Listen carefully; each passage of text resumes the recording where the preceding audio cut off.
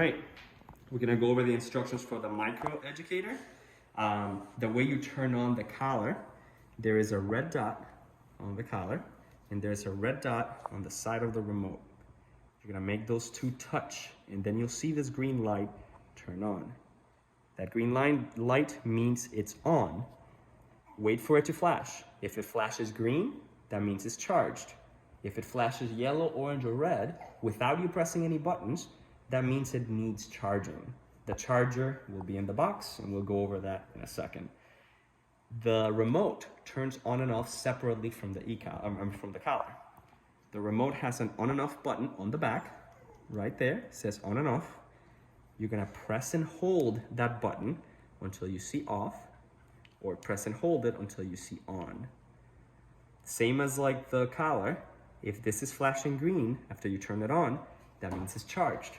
If it flashed yellow, orange, or red, it means it needs charging. Do not charge it overnight.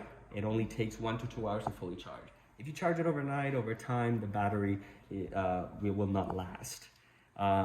Then the buttons, the way that they are laid out, notice that the display right now, you see a C, the number, which is 12 right now, and a C. That means it's continuous.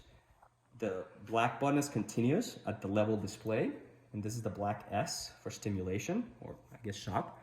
And then the red is 5 more. So if I press the stimulation button on the black one, you're stimulating continuously. If I hold it at the level displayed, the red will boost to 5 more. The reason why we prefer continuous is so you can find the lowest level. The lowest level is usually found this way. Both contact points need to touch the skin, and then we will usually press the black button and then start going up.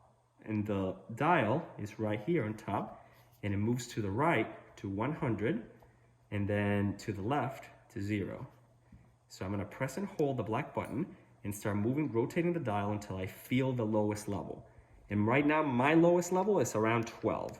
This is where I start to feel like a tingle. If I boost it, red is gonna be a little bit more. And that one I felt it a lot more. So I was on 17, it's just 5 more. That's more of like a correction or like a more intense correction there. Sometimes the boost might not be enough, so you'll just have to rotate it more, but it really depends on contact. If she has short hair, she might respond at pretty tiny levels. But if the hair is kind of long, she might not really feel it. So there is a locking mechanism, but don't worry about locking it right now until you have found that she's responding to your voice before feeling this, then you can lock it. But let's say that, it's been a month and she's been doing really, really good. So you just put this in your pocket. You're not really carrying around much. So you're just gonna leave it as at a level that she doesn't like to penalize her for doing something wrong if she does it.